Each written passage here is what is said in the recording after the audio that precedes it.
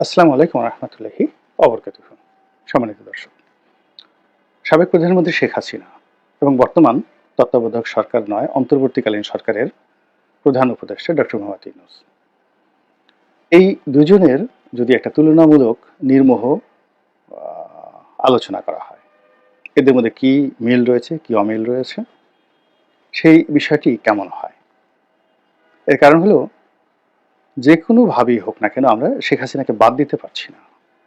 তাকে বিচার করব, তাকে ধরে আনবো, তারপর তার দলকে নিষিদ্ধ করব, তার দলের নাম বাংলাদেশকে উচ্চারণ করতে পারবে না, এই কথাগুলো বাস্তবায়ন করার জন্য আগে তো এই দলটি সম্পর্কে এবং শেখ হাসিনা সম্পর্কে আপনার জানতে হবে। সেই জানার জায়গাগুলো কি, আর যিনি এই কাজটি করবেন তিনি বর্তমান যিনি প্রধান উপদেষ্টা, তাকেই কাজটি করতে হবে। তো সেক্ষেত্রে ডক্টর মোহাম্মদ ইউনূসকেও জানতে হবে আমাদেরকে যে আসলে উনি পারবেন কিনা। এখন আপনি দুজনকে দুটো যাকে বলা হয় মানুষের মধ্যে একটা লড়াই হচ্ছে, তো সেই লড়াইয়ের পূর্বে আপনি আশা করছেন যে অমুকে জিতবে অমুকে জিতবে, স্বপ্ন দেখছেন, কিন্তু সেই স্বপ্ন দেখার চেয়ে যদি আপনি যারা লড়াই করছেন তাদের বৈশিষ্ট্যগুলো আপনি তুলনা করেন, তাহলে আপনি বুঝতে পারবেন যে আগামী লড়াইতে কারা জিতবে।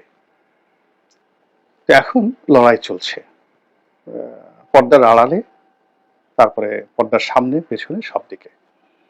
এখন এই লড়াইয়ের মধ্যে কি কি ধরনের পরিস্থিতি তৈরি হয়েছে আমরা হয়তো 10-15% আন্দাজ করতে পারছি, কিন্তু বাকি 85-90% ঘটনা ঘটছে পর্দার অন্তরালে, এবং সেগুলো রীতিমতো ভয়ঙ্কর, এবং এতটা ভয়ঙ্কর যে আপনারা শুনলে মানে আমি এই কথাগুলো বলতে পারবো না।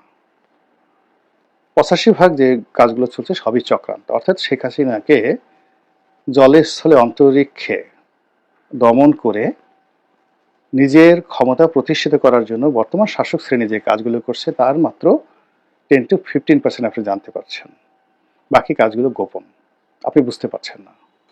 তার একটা নমুনা খালি যে শোনা যাচ্ছে যে করিডোর দেওয়া হচ্ছে রোহিঙ্গাদেরকে, আরাকান আর্মিদেরকে, জাতিসংঘ এবং আমেরিকাকে খুশি করার জন্য। জাস্ট একটা উদাহরণ দিলাম, এরকম অসংখ্য ঘটনা ঘটছে। আবার শেখ হাসিনা ওখানে বসে, আওয়ামী লীগ ওখানে বসে যা করছে, বাংলাদেশে যা করছে তা 5%, অর্থাৎ ঝটিকা মিছিল করছে, তারপর শেষে সামনাসামনি ওই যাকে বলা হয় ওয়েব মিটিং করছে, আর মাঝে মধ্যে অডিও বার্তায় শেখ হাসিনা কথা বলার চেষ্টা করছে, এটা দৃশ্যমান। কিন্তু তলে তলে যে কি কাজগুলো হচ্ছে, লন্ডনে কি হচ্ছে, আমেরিকাতে কি হচ্ছে, ঢাকাতে কি হচ্ছে, তারপরে দিল্লিতে কি হচ্ছে, এটা আমরা জানি না। যদি জানতেন নিশ্চিন্তে থাকার মতো কোনো রিজন নেই, অস্থির হয়ে পড়তেন। ক্ষমতা এমন একটা জিনিস, ক্ষমতার জন্য নিজের বাপকে মেরে ফেলে, বাপ তার সন্তানকে মেরে ফেলে, এবং একটা দুটো না, মা তার সন্তানকে মেরে ফেলে, সন্তান তার মাকে মেরে ফেলে, এরকম অসংখ্য অশ্লীল অশ্রাব্য অনেক ঘটনা ঘটে, অসভ্যতামি অনেক ঘটনা ঘটে। যে মানুষ একটা পিঁপড়া মারে না, ক্ষমতার মোহে পড়ে সে লাখ লাখ মানুষকে মেরে ফেলে, মানে এরকমই ক্ষমতা। এটার যাকে বলা হয় এটার কোনো ব্যাখ্যা নাই। যে মানুষটি সারা জীবন শেখ হাসিনা ও ডক্টর ইউনূসের মিল অমিল নিয়ে গুরুত্বপূর্ণ তথ্য দিল গোলাম মাওলা রনি। যেটা উমাইয়া শাসকদের মধ্যে যিনি যাকে বলা হয় founder of the Umayyad dynasty, অর্থাৎ মুয়াবিয়ার পরে ইয়াজিদ, ইয়াজিদের পরে মারওয়ান, মারওয়ানের পরে যিনি ক্ষমতায় এলেন তিনি এই আব্দুল মালিক। তো আব্দুল মালিক যখন ক্ষমতা এলেন তাকে বলা হতো, যাকে বলা হয় সারাক্ষণ তিনি কোরআন নিয়ে থাকতেন, মসজিদ নিয়ে থাকতেন, দুনিয়ার কোনো বিষয়ে তার কোনো যাকে বলা হয় আগ্রহ ছিল না। তো এখন যেদিন তাকে জোর করে, বলতে গেলে ধরে, মসজিদ থেকে ধরে নিয়ে উমাইয়ারা তাকে দামেস্কের সিংহাসনে বসালো, এবং তিনি ক্ষমতায় বসার পর এই মানুষ যে কাজ করেছেন, একটা সুন্দর শাসন দিয়েছেন, 90 বছর তার বংশ রাজত্ব করেছে, সবই ঠিক আছে, কিন্তু তার যে শাসক হাজ্জাজ বিন ইউসুফ, ইরাক অঞ্চলের শাসক, তার মাধ্যমে তিনি পুরো কাবা শরীফ মিনজানিক যন্ত্র দিয়ে, কামান দিয়ে কাবার সমস্ত ওয়াল ভেঙে তছনছ করে ছেড়ে দিয়েছেন। এরপর আল্লাহ রাসুলের রাহালে ভাই যারা ছিলেন তাদেরকে ফাঁসিতে টানিয়ে মেরেছেন, এবং সে বলতেছে যে এই ঘরের যে কোনো অলৌকিকত্ব নাই, এজন্য হাজ্জাজ বিন ইউসুফ ওই ঘরের মধ্যে ঘোড়া বেঁধে রেখেছে, দেখি কি হয়। দিস মানে ক্ষমতা মানুষকে এই পর্যায়ে নিয়ে যায়। তো খলিফা আব্দুল মালিকের যদি প্রাথমিক জীবন ধরেন তাহলে এইগুলোর সাথে আপনি মিলাতে পারবেন না। আবার এখন ডক্টর মোহাম্মদ ইউনূস, তাকে যদি এখন এখানে দেখেন যে তার অতীত কর্মকাণ্ড দেখেন, কিন্তু ক্ষমতার চেয়ারে বসার পরে আপনাকে মনে করতে হবে যে এই চেয়ার রক্ষা করার জন্য পৃথিবীর যত নিষ্ঠুর শাসকরা যা কিছু করেছে উনি সেগুলোর সুযোগ পেলে একটাও বাদ দেবেন না। এটা হলো নর্মাল ব্যাপার। তো এই বিষয়গুলো নিয়ে ডিটেলসে যাব না, আমি সঙ্গত কারণে একেবারে প্রথমে মিল অমিলগুলো বলে নিই। শেখ হাসিনার মধ্যে মিল অমিলগুলো বলে নিই, যেন আগামীতে যে ফাইটগুলো হবে সেটা আপনারা বুঝতে পারেন যে ফাইটের ফলাফলটা কি হতে যাচ্ছে। প্রথম হলো তাদের দুজনের মধ্যে 1 নম্বর মিল হলো উভয়ই বয়স্ক। তাদের বয়স, ওনার বয়স 86 বছর, ওনার বয়স এখন 79 বছর, 4-5 বছরের ছোট বড় করবি না। শারীরিকভাবে দুজনেই সুস্থ, যথেষ্ট সুস্থ, কোনো কথায় জড়তা নেই। তারপরে শেষে তারা দিদে আসছে, মানে যা ইচ্ছে তাই বলে যেতে পারেন। আপনি প্রশ্ন যাই করেন না কেন তিনি তার দ্বারা রাগান্বিত হবেন না বা প্রভোক্ট হবেন না। দুজনেই তারা তাদের মতো কথা স্টাইলে, আওয়ামী লীগ স্টাইলে আর গ্রামীণ ব্যাংক স্টাইলে তারা দুজনে কথা বলে যাবেন। 3 নম্বর হলো যে তারা দুজনই ভ্রমণ পিপাসু, প্রচুর ভ্রমণ করেন। তারপরে তারা হলো, এখন আর নম্বর না দিয়ে বলে যায়, তারপরে তারা হলো যে তারা পাত্র মিত্র লোকজন নিয়ে ঘুরতে পছন্দ করেন, আপনজনদেরকে তারা পছন্দ করেন, আত্মীয় স্বজন, বন্ধু বান্ধব। এমনকি যদি কেউ কোনো কালে, আগে যেমন দেখা গেল তার ঘোড়ার রক্ষক ছিল, তো এরকম লোককেও তারা মন্ত্রী বানাতে কার্পণ্য করেন না। বাসার পিয়নকে যদি তারা কোনো মন্ত্রীর উপরে বসাতে মানে আগ্রহ প্রকাশ করেন, সেক্ষেত্রে দেখা যাচ্ছে যে এখানে আপনি তাদের এর মধ্যে অমিল পাবেন না। যে সেটা উদাহরণ দিলাম। তারা উভয়ই প্রচার পছন্দ করেন, প্রশংসা পছন্দ করেন। এরপরে বিদেশে গিয়ে পত্রপত্রিকার সাক্ষাৎকার দিতে পছন্দ করেন এবং যা মুখে আসে তাই সেখানে তারা বলে আসেন এবং এক একটা বক্তব্য বলে আসেন, এবং সেটা হইচই পড়ে যায়। শেখ হাসিনার জমানাতে পড়েছে, এখনো পড়ে যাচ্ছে দেশে এবং দেশের বাইরে। তারপর তাদের যে জিনিসটি রয়েছে সেটি হলো তাদের একটা ম্যাগনেটিক পাওয়ার রয়েছে মানুষকে আকর্ষণ করার। দুজনেরই একটা কমিউনিটি তারা পাগল বানিয়ে ফেলেছে। যেমন ডক্টর মোহাম্মদ ইউনূস এবং গ্রামীণ ব্যাংকের যারা লোকজন, প্রথম থেকে একটা বিরাট গ্রুপ, তারা ইউনূস সাহেবকে দেবতা মনে করেন। আওয়ামী লীগের যারা লোকজন রয়েছেন তারা ওনাকে সাক্ষাৎ দেবী মনে করেন। তো নিজ নিজ কমিউনিটির মধ্যে তারা উভয় যথেষ্ট পরিচিত। শিক্ষা দীক্ষায় ডক্টর মোহাম্মদ ইউনূস একজন যেহেতু ডক্টর পিএইচডি হোল্ডার, তো সেক্ষেত্রে শেখ হাসিনার অন্তত 100টি ডক্টরেট ডিগ্রি আছে, পিএইচডি ডিগ্রি আছে। শেখ হাসিনা এমএ পাস, উনিও এমএ পাস, উনিও ডক্টরেট, উনিও ডক্টরেট। কিন্তু ওনার যেটা আছে অর্থনীতি, ব্যবসা বাণিজ্যের ব্যাপারে প্র্যাকটিক্যাল এক্সপিরিয়েন্স আছে। আর শেখ হাসিনার প্র্যাকটিক্যাল এক্সপিরিয়েন্স নেই, কিন্তু তারও কিন্তু ব্যবসা বাণিজ্যের যথেষ্ট অভিজ্ঞতা আছে এবং সংসার চালানো। ওয়াজেদ মিয়া সাহেব তো অন্যরকম ছিলেন, ম্যানেজমেন্ট করা, এবং তিনি তলে তলে যে সকল প্রতিষ্ঠানগুলো করে গেছেন, যে সকল ফাউন্ডেশনগুলো করে গেছেন, সেইগুলোর যে ভিত্তি, ফাইন্যান্সিয়াল স্ট্যাবিলিটি, কর্মকাণ্ড, এগুলো ডক্টর মোহাম্মদ ইউনূসের যে গ্রামীণ ব্যাংক, গ্রামীণ ফোন, এগুলোর চেয়ে কোনো অংশে ছোট নয়, বরং আরও ভালো, আরও বড়। এবং তিনি যে ট্রাস্টগুলো করে গেছেন, শেখ হাসিনা যে ট্রাস্টগুলো করে গেছে, সেই ট্রাস্টগুলো ডক্টর ইউনূসের যে ট্রাস্টগুলো, সেখানে যে বিতর্কগুলো হতে পারে তিনি সেই বিতর্কের ঊর্ধ্বে আরও কৌশলে সেই ট্রাস্টগুলো তিনি করে গেছেন। ফলে 32 নম্বর ভাঙা হয়েছে, সুধা সদন ভাঙা হয়েছে, কিন্তু আনাচে কানাচে অন্ততপক্ষে 4 থেকে 5 লাখ লোক এখন পর্যন্ত শেখ হাসিনার ট্রাস্টের মাধ্যমে বেনিফিটেড, সব জায়গাতে চলে গেছে। এরপর শেখ হাসিনা যে গুচ্ছ গ্রামগুলো করেছেন, মানে রাজনীতির বাইরে তিনি একটা কমিউনিটি তৈরি গেছেন গরিব মানুষের জন্য। সেই গুচ্ছ গ্রামে যারা বসবাস করে তিনি লক্ষ লক্ষ ঘর দিয়েছেন। মানে গুচ্ছ গ্রাম একটা জায়গাতে গুচ্ছ গ্রাম করেছেন, ওখানে একটা কমিউনিটি আছে। এখানে মরে গেলেও শেখ হাসিনার কথা সবাই বলবে, এরা খালেদা জিয়ার কথা বলবে না, কেউ বলবে না, সব আওয়ামী লীগ করে। এখন বাংলাদেশে প্রান্তিক লেভেলে যে দেখেন কত হাজার গুচ্ছ গ্রাম আছে, আর কত হাজার গুচ্ছ গ্রামে কত লাখ লোক বসবাস করে। এর বাইরে তিনি ঘর দিয়েছেন, বিভিন্ন মানুষকে আলাদা আলাদা ঘর দিয়েছেন, এটা লাখ লাখ লোককে ঘর দিয়েছেন। এখন যে পরিবার একটা ঘর পেয়েছে তাকে আপনি মারলেও সে শেখ হাসিনার বাইরে যাবে না। এরপরে প্রধানমন্ত্রীর ত্রাণ তহবিলকে তিনি ব্যবহার করেছেন অসাধারণভাবে। তিনি এই ত্রাণ তহবিলকে ব্যবহার করে 2 হাতে টাকা নিয়েছেন ব্যবসায়ীদের কাছ থেকে, এবং ত্রাণ তহবিলের ট্রানজাকশন দেখলে আপনার মাথা খারাপ হয়ে যাবে। আবার 2 হাতে সেই মানে ব্যয় করেছেন। মন্ত্রীরা এমপিরা যেভাবে যাকে রিকমেন্ড করেছে। এখন গ্রামের একটা লোক ধরেন আমার কাছে আসছে, আমি সাবেক এমপি, তা বলে স্যার আপনি লিখে দিলে হয়ে যাবে। তা আমি বললাম যে দেন, আসছে যখন বলছি লিখে দিই, আমি বিএনপিতে তখন লিখে দিলাম, সুপারিশ করা গেল গোলাম মোল্লা রনি। হাসতে হাসতে এসে বললো যে স্যার আমি তো 1 লাখ টাকা পেয়ে গেছি প্রধানমন্ত্রী ত্রাণ তহবিল থেকে। তো এইরকম যারা ওখানে সুযোগ সুবিধা পেয়েছেন তারা আলাদা হয়ে গেছেন, আর ওই লোকগুলো এখন যদি এসে সে ত্রাণ তহবিলে কিছুই না পায় তারা সঙ্গত কারণেই এখানে যাকে বলা হয়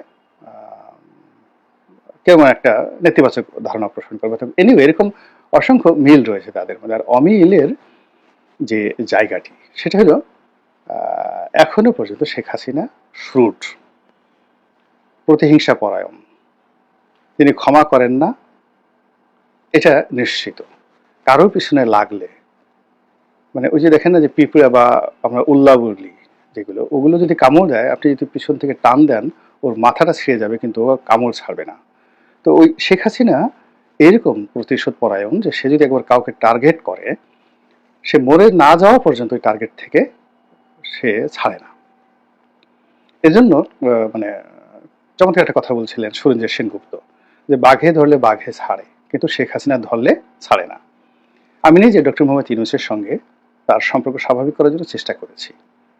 এটা ইউনূস সাহেবও জানেন, শেখ হাসিনাও জানেন, এবং এত ঝুঁকি নিয়ে আওয়ামী লীগের কোনো লোক করেনি।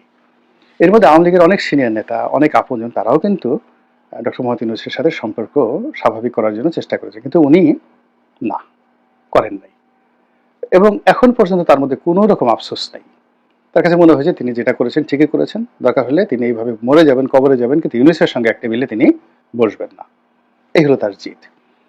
এখানে ডক্টর মোহাম্মদ ইউনূসের পার্থক্য, তিনি পছন্দ না করলেও মনের দুঃখ মনে রেখে অনেকের সাথে বসতে পারেন। এখন এটাকে আপনি ভালো নেন মন্দ নেন এটা আপনার ব্যাপার। এখানে শেখ হাসিনার সঙ্গে তার মিলামিল হয়েছে। শেখ হাসিনা যেটা বলতে পারেন সেটা উনি পারেন না। শেখ হাসিনা যে কমান্ড আছে তার দলের প্রতি, দেশবাসীর প্রতি তার যে ব্যক্তিগত সাহস আছে ওটা ডক্টর মোহাম্মদ ইউনূসের নেই। এরপরে সবচেয়ে অমিল যেটা আছে সেটা হলো অ্যাডমিনিস্ট্রেটিভ লেভেলে নেতিবাচক ইতিবাচক।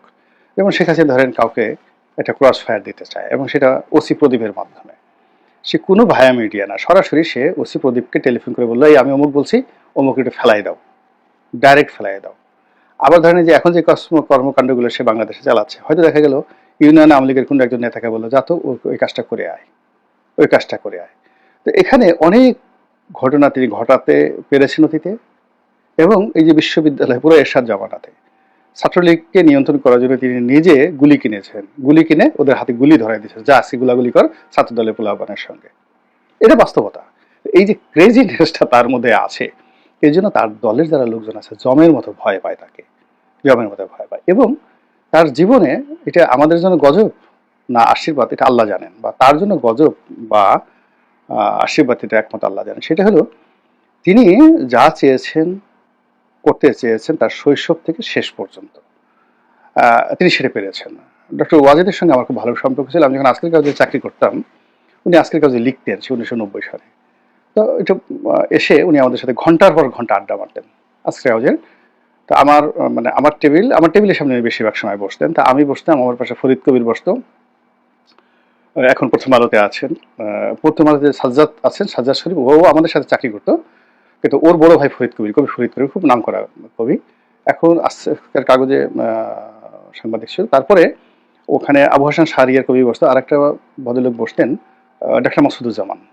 তো ফরিদ কবির, মাসুদুজ্জামান, আমি, আমাদের 3টা টেবিল পাশাপাশি ছিল। আমি মফস্বল ডেস্কের এডিটর ছিলাম, আর ওই আরেকটা স্পেশাল পৃষ্ঠা বের করে ডাক্তার মাসুদুজ্জামান, আর ফরিদ কবির হলো সম্পাদকীয় পোস্টটা।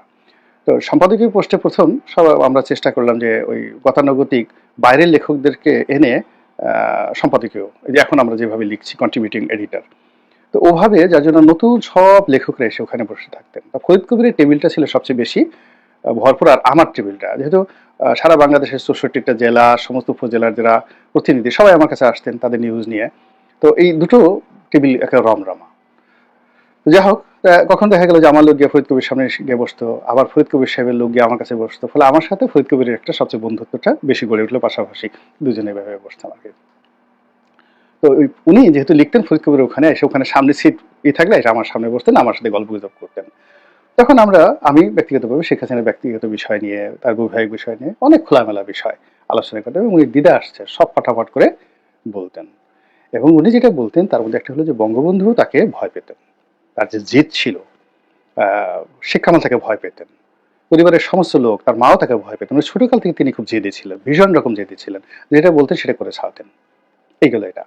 আর তার মধ্যে দুটো, এক হলো শিশুর মতো সরলতা ছিল, আবার কুটিলতা ছিল, দুটো একসাথে। আমার মানে মনে হবে আপনার বোন, একেবারে বোন।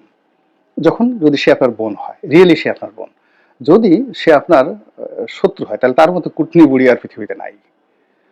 এখন যে যেভাবে তাকে ব্যবহার করতে পেরেছে, সালমান তাকে সামহাও বোন বানিয়ে ফেলতে পেরেছে, সালাউদ্দিন কাদের চৌধুরী তাকে বোন বানিয়ে ফেলতে পেরেছিল, কিন্তু যারা শত্রু বানিয়েছে তাদের কিন্তু সবাইকে তিনি একেবারে ভ্যানিশ করে দিয়েছেন। সেটা তুফাইল সাহেব বলেন, সুরঞ্জিত বাবু বলেন, মানে সাজিয়া চৌধুরী বলেন, প্রত্যেকটা মানুষকে তিনি একেবারে, আব্দুল সামাদ আজাদ বলেন, এদের জীবন তিনি হারাম করে দিয়েছেন পার্টির মধ্যে, নিজেদের দলের মধ্যে।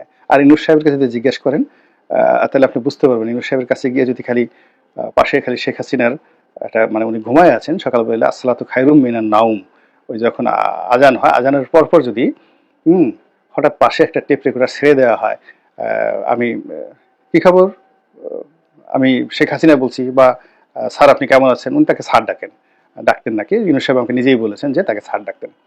কি খবর স্যার, কেমন আছেন, বিশ্বাস করেন সেই রুমে যে কি হবে। তো এই যে একটা, আপনি যতটুকু বললাম ভিডিও যেন আরো বড় না হয়, যে এই যে মিল এবং অমিল, এই বিষয়গুলো একটু পর্যালোচনা করে সামনে যে ফাইটিংটা আসছে, একদিকে আওয়ামী লীগ আর একদিকে এনসিপি, একদিকে শেখ হাসিনা আর একদিকে ডক্টর মোহাম্মদ ইউনুস, একদিকে ওনার আমেরিকার জো বাইডেন প্রশাসনের সাবেক কর্তা ব্যক্তি, অন্যদিকে ইন্ডিয়া, আবার শেখ হাসিনার যারা সাহায্যকারী রাজনৈতিক শক্তিগুলো আছে তারা তো বাংলাদেশে এখনো বলিয়ান, তারা প্লাস এনসিপি কে যারা সাহায্য করতে চাচ্ছে তারা, সব মিলে আগামী যে ফাইটিংটা কোন পর্যায়ে যাবে এবং পরিণতি কি হবে একটু চিন্তা করলেই বুঝতে পারবেন। খুব বেশি জ্ঞানী হওয়ার দরকার হবে না। আল্লাহ আমাদের সবাইকে হেদায়েত দান করুন এবং হেফাজত করুন। আসসালামু আলাইকুম রহমতুল্লাহি ওয়া বারাকাতুহু।